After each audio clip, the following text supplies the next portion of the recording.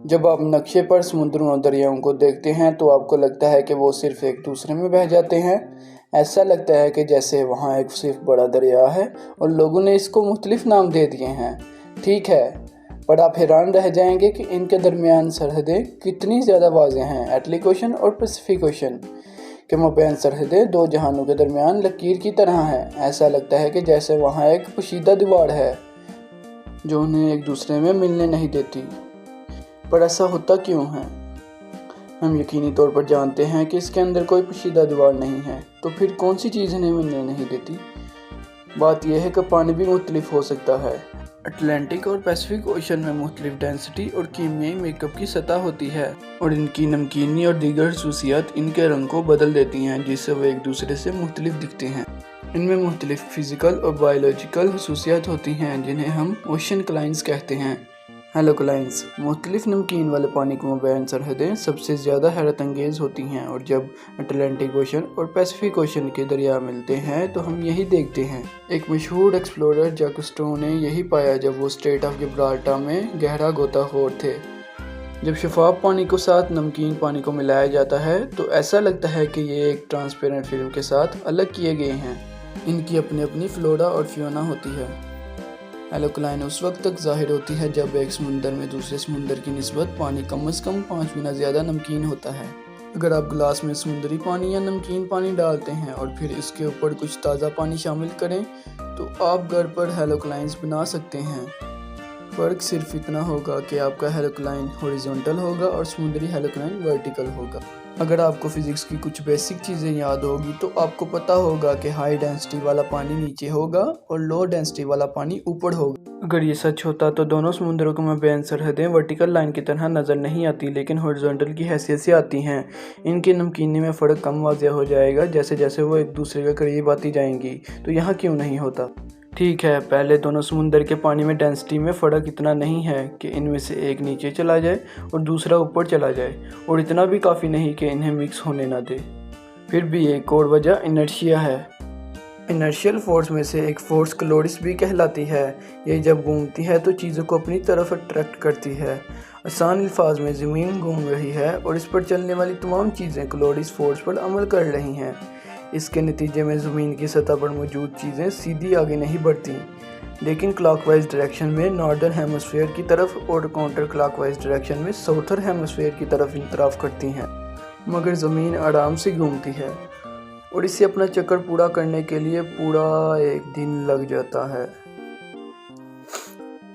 यही वजह है कि क्लोरिस का असर सिर्फ तवील अरसे के वक्फों में ही वाज़ेह हो जाता है, तूफ़ानों के साथ या बहते समुंदर के साथ। और यही वजह है कि पैसिफिक ओशन और अटलांटिक ओशन में बहाव की सिमत मुख्तलिफ होती है। ये भी इनको मिलने नहीं देती। दोनों समुंदरों के पानी के मबैन एक और अहम फ़र्क मालिक्यूल के कनेक्शन की ताकत या सतह की कशीदगी की ताकत है। मैट्रिक के मालिक्यूल की ताकत का शुक्रिया इसको रोकने के लिए। दोनों समुंदर की सतह बिल्कुल मुख्तलिफ होती है और ये भी इन्हें मिक्स होने नहीं देती। हो सकता है कि वो आहिस्ता आहिस्ता वक्त से साथ साथ इख्तलाफ करना शुरू कर दें, लेकिन जैसा कि इनकी डायरेक्शन बहाव के बरक्स है, इनके पास ऐसा करने का वक्त नहीं है। हमारा ख्याल है कि ये दोनों समुंदर में सिर्फ पानी हैं, लेकिन इसके अलग अलग मालिक्यूल सिर्फ एक मुख्तलिफ लम्हे के लिए मिलते हैं और फिर समुंदर के बहाव से दूर हो जाते हैं। अगरचे आपके ख्याल में सिर्फ अटलांटिक और पैसिफिक के समुंदरों के साथ ही ऐसा काम होता है। ज़मीन पर बहुत सी जगह हैं जहां दो समुंदर या नदियों में पानी नहीं मिलता। मुख्तलिफ दर्जा हरारत के पानी के दरमियान सरहदों में थर्मोक्लाइंस भी होता है। कीमोक्लाइंस सबसे हैरत अंगेज़ है। ये पानी के दरमियान सरहदें हैं जिनमें मुख्तलिफ माइक्रो क्लाइमेट और केमिकल मेकअप मौजूद है। सरगासो समुंदर सबसे बड़ा और वसी पैमाने पर जाना जाता कीमोक्लाइंस है। ये अटलांटिक ओशन के अंदर एक समुंदर है जिसका कोई साहिल नहीं है। चले प्लैनेट पर दूसरे इंतहाई हैरत अंगेज़ मकामात पर एक नज़र डालते हैं। तो नंबर 1 पे है हमारे पास नॉर्थ और बाल्टिक समुंदर। ये दोनों समुंदर दिमाग के शहर स्कागन के करीब मिलते हैं। इनमें पानी मुख्तलिफ डेंसिटी की वजह से मिक्स नहीं करता। कभी कभी आप दो समुंदर की लहरों को आपस में टकराते हुए जाग बनाते हुए देख सकते हैं, और फिर भी इनका पानी मिल जाता है। इसीलिए बाल्टिक ओशन थोड़ा सा नमकीन है। अगर शुमाली समुंदर से इसमें पानी ना आता तो ये पानी मीठे पानी की एक बड़ी सी झील बन जाती। नंबर 2 पे है हमारे पास मेडिटरेनियन सी और अटलांटिक ओशन। ये स्ट्रेट ऑफ गिब्राल्टर में मिलते हैं और इनकी डेंसिटी और नमकीनियत मुख्तलिफ होती है, इसलिए इनका पानी भी नहीं मिलता। नंबर 3 पे है कैरेबियन सी और अटलांटिक ओशन। ये एंटाइल्स के करीब ही मिलते हैं और ऐसा लगता है जैसे किसी ने पानी को नीले रंग से पेंट कर दिया हो। एक और जगह जहाँ ये मिलते हैं वो है बहामास का जजीरा एलियथ्रा। कैरेबियन सी का पानी फिरोजी है और अटलांटिक ओशन का पानी गहरा और नीला है। नंबर 4 पे हमारे पास जनूबी अटलांटिक ओशन और सुरेनाम रिवर अमेरिका में पारामारिबो के करीब ही मिलते हैं। नंबर 5 पे हमारे पास दरियाए यूरागो और इसका बहाव। ये दोनों अर्जेंटीना के सूबे मिशंस में मिलते हैं। इनमें से एक को ज़राअत में इस्तेमाल करने के लिए साफ़ किया जाता है और दूसरा बारिश के मौसम में लूप की वजह से तकरीबन सुरख हो जाता है। नंबर 6 पे हमारे पास रियो नेग्रो और सेलेमोन्स नदियाँ। ब्राज़ील में मनाउस से 6 मील ये दरिया एक दूसरे में कम हैं, लेकिन तकरीबन 2.5 मील तक नहीं मिलते। रियो नेग्रो तारीख है और सेलेमोन्स रोशन। इनका दर्जा हरारत और बहाव की रफ्तार मुख्तलिफ है। नंबर 7 पे हमारे पास मोज़ेले और राइन्स। ये जर्मनी के शहर कोबल्स में मिलते हैं और राइन्स में हल्का पानी है, मोज़ल में गहरा। नंबर 8 पे हमारे पास एल्स, डन्यूब और इन 3 दरियाओं का संगम पसाओ जर्मनी में है। बाएं तरफ एक छोटा पहाड़ी दरिया है, इस दाएं तरफ इन, डन्यूब दरमियान में है और हल्का दरिया है। ये डन्यूब से ज़्यादा वसी है, लेकिन फिर भी इन इसका दबाव सह जाता है।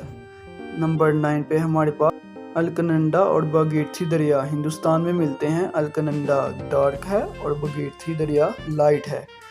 नंबर 10 पे हमारे पास आर्तिश और उल्बा। ये कागिस्तान में इस शहर के करीब एक दूसरे में बहती हैं, जिसका नाम ना आप कभी बोल सकते हैं ना मैं बोल सकता हूँ। आप शॉर्ट देख लें।